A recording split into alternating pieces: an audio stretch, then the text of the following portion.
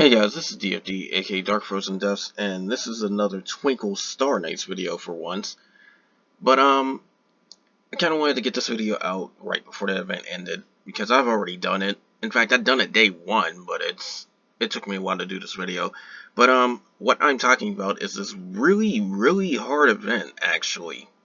And it's got more difficult enemies and mechanics compared to everything else that's been in the game so far.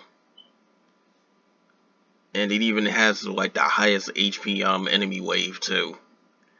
But I'm talking about the RedMoon event, and this is still going for quite some time, so you have some time to do it. But for the most part, it's for bragging rights, because you don't get too much of crap from here. You'll get some of the little star gems or whatever I got. I have 1140 in fact, but it's mainly for trophies and stuff. There's only 10 floors. But do not be fooled. These are some of the hardest floors in the game. These are some of the hardest fights in the game, period, point blank. And even the wiki agrees with me on this one, but floor 8 is the most difficult of them all because of how it works.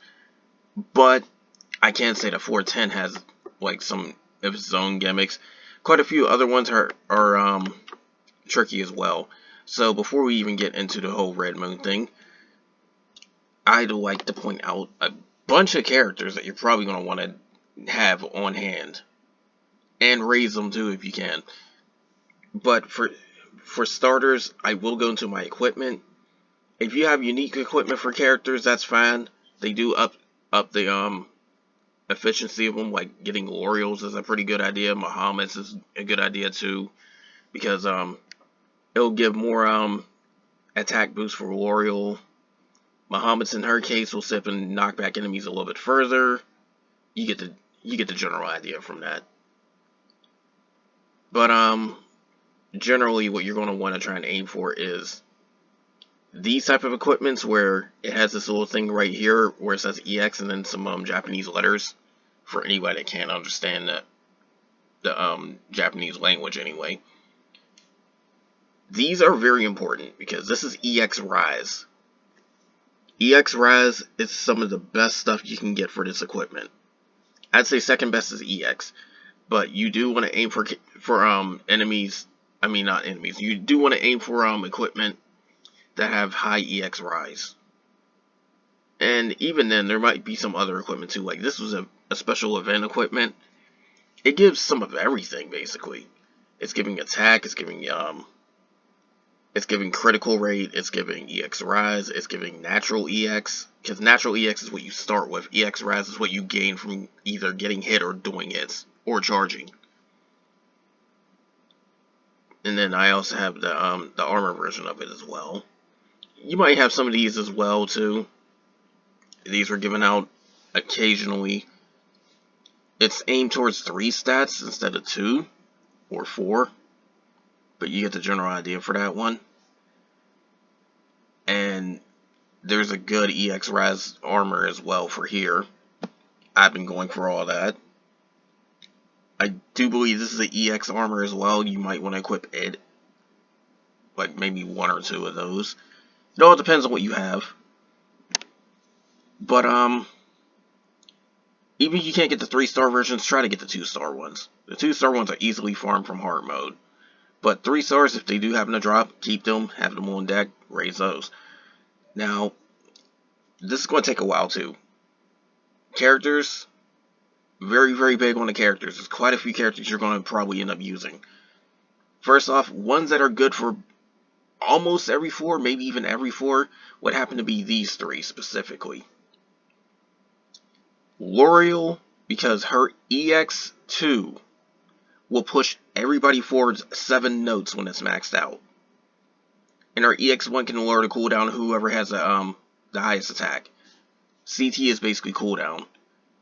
It's more count, but each second that passes in a fight is 1 count. So you gotta remember that. But I like to call it as cooldown reduction because that's basically what it does.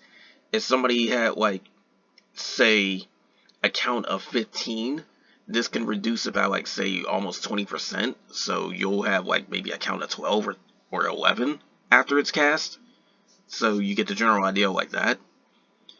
Now, her EX2 is the main thing though.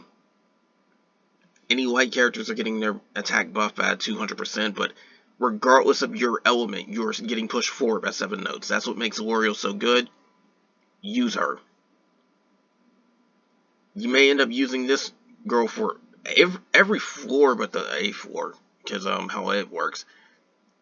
She has knockback on this second skill. The first skill can reduce the weight of an enemy, which makes them more susceptible to getting pushed back further when they're smacked.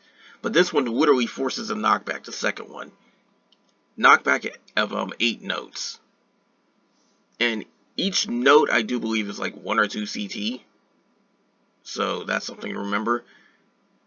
But if you have her unique equipment like me, it will turn into 10. Now, if you don't have her, there's somebody that can recently be pulled who also works pretty similar as long as you do that. She's got knockback on both skills. The first one is knockback to one enemy. The second skill is knockback to an entire group of enemies. However, if you're overhealed, this will knock back even further. This is why I've been raising her. So I'm even going to do that on camera. Like, I've been raising her too. There's girls like that. You may have Sasha. You may have a few others. But I am specifically trying to boost the crap out of this, because it is an insane knockback. And of course, if you have her unique equipment, the knockback's going to be even further, because like she can push back up to 17, like up to 17 notes. However, it's reduced on the enemies next to who she smacks, and she won't smack all 5 unless she hits the dead center. So keep that in mind. But Muhammad's the first case of where she'll just knock everybody back on the enemy team, like all their notes, regardless. So Muhammad's best choice, but find others like her if you don't. But ignore that for 4-8. Now, another one that's extraordinarily good to use is this girl.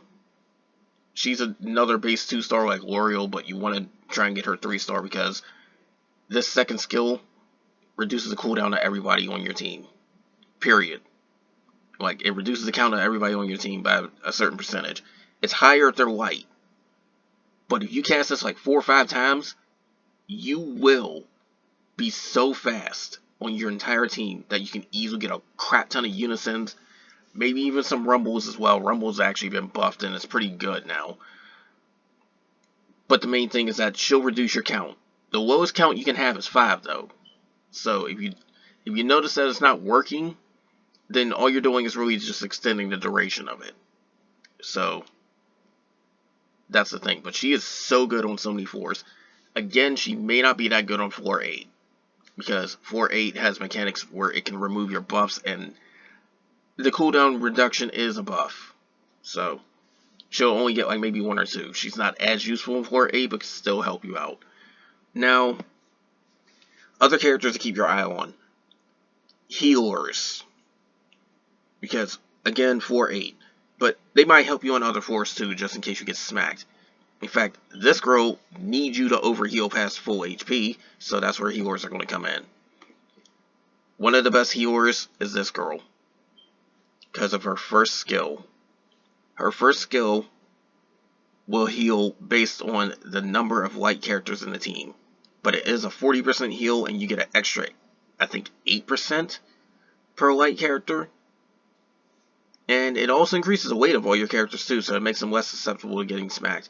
However, she also has this, which is supposed to be an EX drain, and it pushes light characters forward, so she's got that as a backup as well. I've been raising this skill as well, so again, I'm going to do that on camera. But her first skill is very, very useful. And then on top of that too, her healing skill will remove the stun off anybody that's stunned. Very important in case you get stunned, and floor 8 will stun you a lot. Now, another one that also could be good for your healing is this one, because she has 2 forms of it. I think it's based on water characters, but her second one is very, very potent, because it's also another stun heal. And as far as I know, those are the only 2 stun healers in the game. There might be others that I don't necessarily know, but this is one of the stun healers, and that Angel Girl showed that can heal is also the other stun healer. So there's that. This is also another very powerful girl to use as well. Because of this second ability, this is a shield that is based off of hits, not off of HP. A lot of the shielders are based off of HP. This one's based off of hit count. So, again, it may not help you too much in 4-8 because, you know, everything's getting removed very, very easily. But it may help you in other 4s. When you have a shield, you are immune to knockback, you're immune to damage. You're also immune to stun, I do believe. So, if, say, you get a rumble with an enemy and the shield's up, you won't get stunned. But, that's the thing that's with the shield. It's quite potent. And the hit count increases the more level you give it. I have 7 hits worth. I can get it to 8. And I don't know if her unique equipment will increase it further, but there's that. Other characters that might actually have some useful niches as well is characters like this girl, who her first skill will yank somebody who's the slowest on your team. So whoever has the highest cooldown, they'll get yanked and put with the person that's got the next turn after her. So that's important. And there's other girls that's like her too. Like there's this version of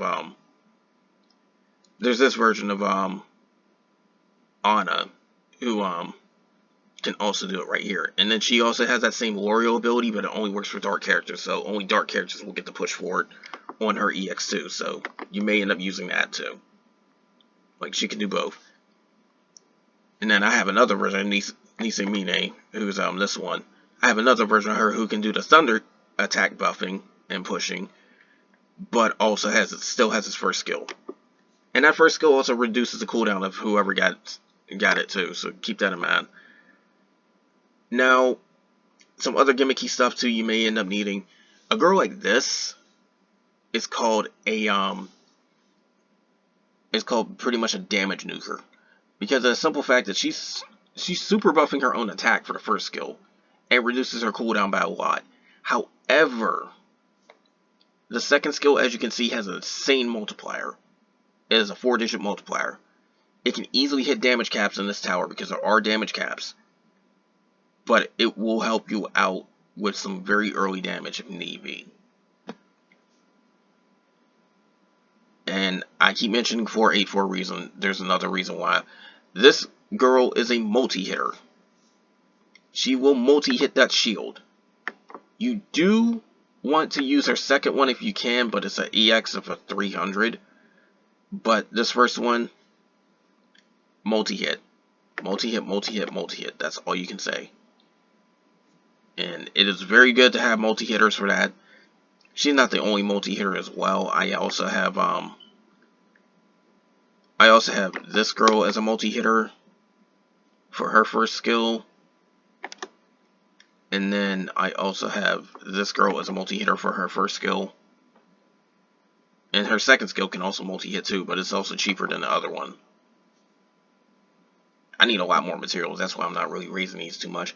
But multi-hit is very important for that 4-8. You'll see it when I do that video. But, and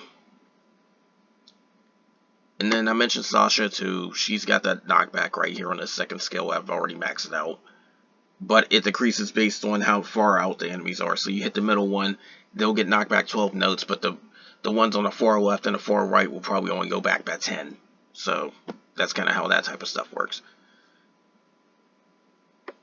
You may even use the main character, because he's got stun. Like, he'll remove stun stars, but also push people forward. So there's that.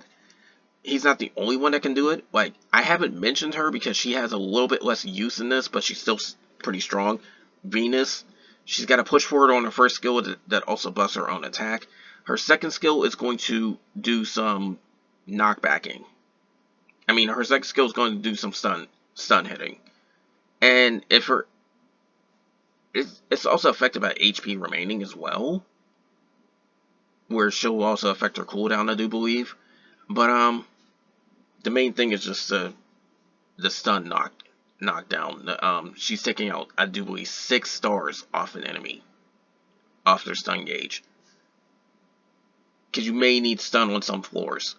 Now, the last thing I'm going to go over, like, there's a whole bunch of different characters. You may just use who you got. You're going to need a wide spread, and you will have to switch around your equipment too, because you definitely want to keep your EX Raz on the character you're using. Now, the last thing I'm going to do is go through each floor and show, like, basically the general enemy layout, but not really the enemy layout, but basically give like info on this. So you see these 5 enemies here. They are resistant to anyone that isn't a human type of character. So when I go through and set my characters, for instance, I have this. If you want to maximize your damage, you need to go over here and turn this first one on. Right here. This is going to leave all the human characters that you have, and you can use them. There is no damage cap, I do believe, on this floor. So, that's something to know. The total enemy HP is only about 500,000, so it's not too hard. But this is the opener, so keep that in mind. Now, floor 2 is where things start getting a little bit interesting. I do believe the time is reduced on this floor, and also on a few other floors too. Keep in mind that the time can be an issue. So, if time is ever an issue, again, this girl, some girl in red with the witch hat, very, very good for that, because she'll reduce the cooldowns of your entire team. And you can act more often. But this second floor is generally just taking out all 20 enemies. They are resistant to anybody that isn't human. And you can also try to get some rumbles off too if need be. But keep in mind your positioning whenever the rumble happens. So you got to keep that in mind. But whenever this girl appears, whenever she appears, focus everything on her. She's got the most HP. Like, everything else has got like weak levels of HP. Like 31,000 or 19,000. She's got 190,000, so focus hard on her when she shows up. Now, floor 3, you have your first boss fight. And this one is yet again another resistant to anybody that isn't human. So keep that in mind. But also, it's increasing its own weight whenever its HP starts dropping. That means it's getting less and less. Knockback is less and less effective. You need force movement, like from Muhammad, who's in the middle slot of my team right here. You need force movement to really try and take advantage of this fight. Now, their HP is almost 1 million. It's like 935,000 combined. HP is starting to ramp up a little bit, so there's that.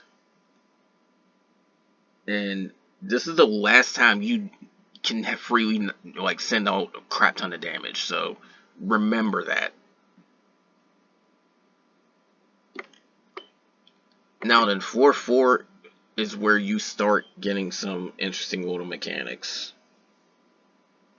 First off, angels, or the quote-unquote god type, they're the ones that don't get their damage reduced this time.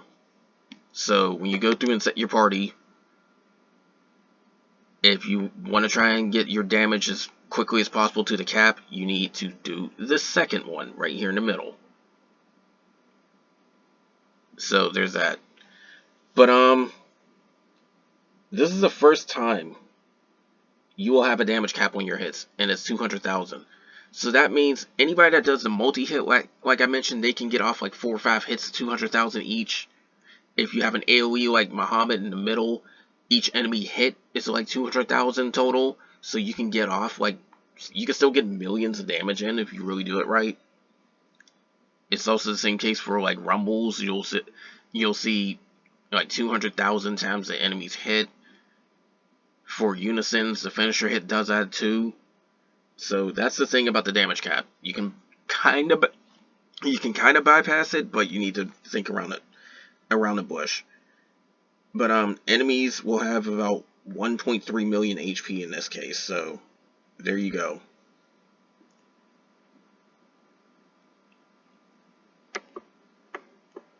Now then, 4-5, time is not on your side. I do know that this is a floor that you have 90 seconds to clear it. You have to get rid of 25 enemies, and the damage cap is 60,000. That's not enough to even take out the first enemy. And then the second one's got double the HP. It's going to be 2 hits regardless of what enemy you try to smack. So 2 hits minimum for that. This one is 600,000 HP when she appears. And keep in mind the damage cap is still 60,000. So you're going to have to smack her 10 times. So multi-hitters can probably be the key here. If you're struggling, you don't really have the multi-hitters, you need this girl right here. The red one with the witch's hat right here. Because she will reduce the cooldowns of your team. It will greatly help out. You'll get more turns. You'll get more actions. Time is not on your side. Remember that.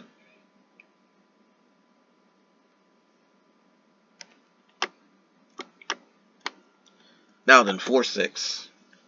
Enemy HP is starting to really ramp up now. They have an overall damage cut, period, point blank. That's the biggest thing. They have an overall damage cut, period, point blank.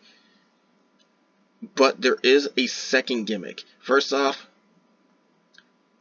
the damage limit is 250,000, so you do up to 250,000 per hit. 4 million, over 4 million HP, it's almost 4,200,000.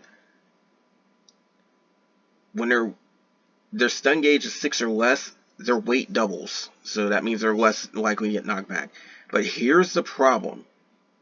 Whenever the stun gauge is at 2 or less, anyone except for this girl in the middle that gets hit on this enemy team, they will recover HP. And they're going to recover 200% of whatever damage you do. So if you did that 250,000 hit, they're going to recover 500,000. You have to hit this girl alone. Or you have to sit back and find ways to bypass that whole stun gauge and crap. So remember that. They will recover if you don't do things properly.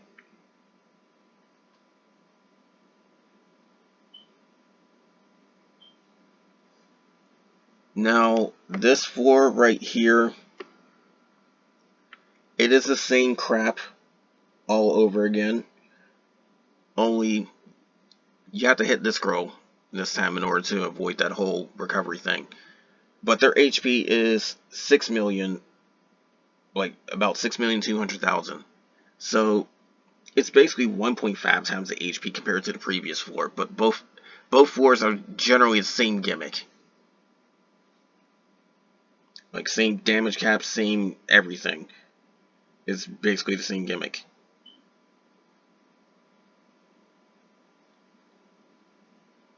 Now, this is definitely the hardest floor right here, in my opinion. Every hit you do is only doing 1 damage. The shield they have takes 100 hits to take out. There's no elemental weaknesses or anything. When they hit you, they love using their EX1, which will take out a chunk of your stun gauge and put a weight debuff on your characters, meaning that they're more susceptible to get knocked back. If that's not enough, they will also remove all your buffs. The character getting hit is going to take the weight knockback. So, for example, on this team, if Venus gets smacked by that, then she's more susceptible to getting knocked back. The stun gauge is going to lose a huge chunk. I do believe it's like 6 or 7 they take out of the stun gauge. And on top of that, the entire team is going to lose all their buffs, period, point blank. So don't expect to keep buffs up. This is why I mentioned the whole thing with this girl I keep mentioning, the one with the witch hat, because her will cooldown reduction buff is not going to stay. Is not going to stay. Not to mention, while the enemy shields is up, you will not be able to push them back. You will not be able to knock them back. They're immune to stun. So whenever the rumbles come off, they can still get stunned through that. but normally you can't stun them.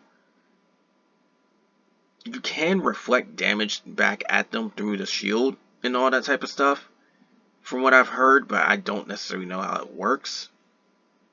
You can also reduce their EX gauge or steal some of it with some characters, but I've never seen that working, so I ignored it. But the biggest thing is to try and get multi-hitters to try and take out that shield, because if you're doing a skill that does like 4 hits, then you're taking out 4 parts of the shield. Or you're doing 4 damage instead of 1. But remember the damage cap too. One damage is still the damage cap, so whenever the shield is down, if you happen to AoE all 5 of them, then you're doing 5 damage. But multi-hitters are the key. Multi-hitters are definitely the key. You definitely need at least 2 or 3 of them. I still use L'Oreal in this team, in the team I use to clear this, but you'll see the video for that one, like I said, because this is just an initial intro video anyways. But floor 8 is definitely the hardest floor, period, point blank. Floor 9, same crap as before with the getting rid of all these enemies. But there's one big issue. Their HP is very, very high. You have 30 of them to take out. There are 2 quote-unquote bosses that appear. And you have 90 seconds to do all this mess. Their HP is so high that it will take 2 hits to take out these guys. So you definitely want to do that.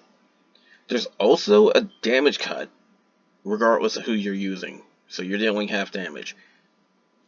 So remember that. You need to try and get as many actions as possible. Even helps if you have buffers too. Like this girl in white that I've shown that's the only 3-star on my team. She can attack buff everybody, but she'll only push forward light characters. So she greatly helped me out on this floor as well. But she's a crossover collab character and you may not have her. So there's that. Like she's one of the very few actual limited characters in the game. But when these enemies pop up, the floor bosses, focus all your attention on them. They have quite a bit of HP. And remember, 250,000 is the most you can do in 1 hit. So multi-hitters can also bypass that. Multi-hitters are great for this tower in general. So you can keep that in mind. AoE hitters can also bypass some stuff too. Now the last floor, floor 10. This is a big one as well. I would say it's the second hardest floor.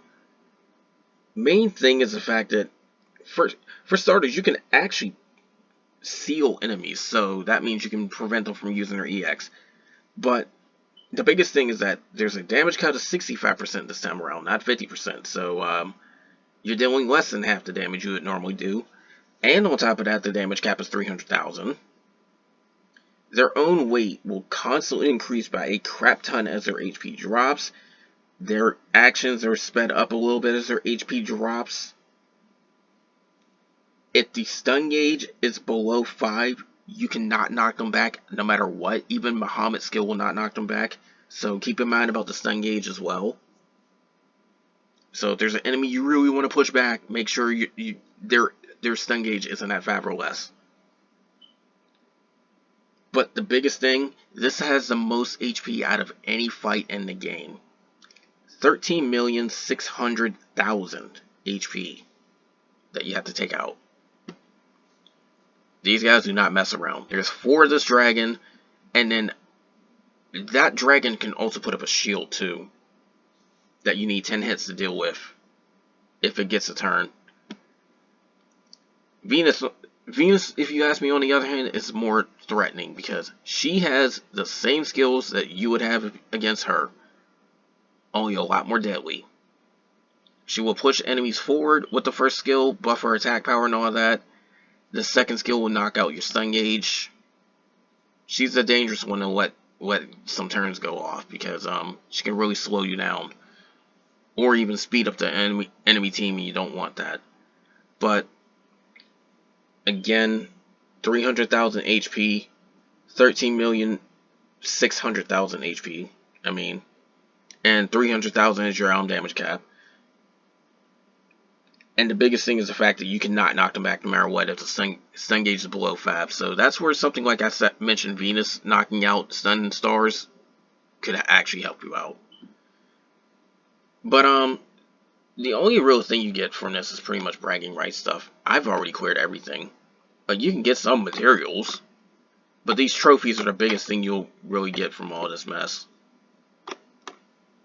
And I do believe it is like 6 stars to get the bronze, 12 to get the silver. You need, I do believe, 21 total stars to get the gold. You need all 30 in order to get this platinum. And as you can see, I've already gotten it. But anyway, that's it for this little intro video with RedMoon. I will show gameplay of all 10 floors. Eventually, you'll see videos of that. But I'm going to more or less try to put this all in like a grouped little playlist. So consider this the intro part of the playlist. And I want to do that just in case, like, RedMoon may or may not come back. But it's still difficult content, and you can kind of see how to strategize and all that. Pay attention to all the different enemies in RedMoon, because you can find some stuff really shutting you down if you're not careful. But again, it's the most difficult content in the game. It's the most difficult content we had so far, but it's still, 1, an event, and 2, you only get bragging rights trophies. Like, these little things down here, you only get bragging rights trophies, more or less. I'm happy to get that, though. But anyways, that's all for this. More of this will come soon, because again, I'm definitely recording every single floor. Every single floor, even the easier ones. But every single floor, I'm going to show you the teams I set up and use. You'll probably see a similar team for a lot of the floors, but I will show every team I used. But anyways, that's all for this. More will come soon, and take care.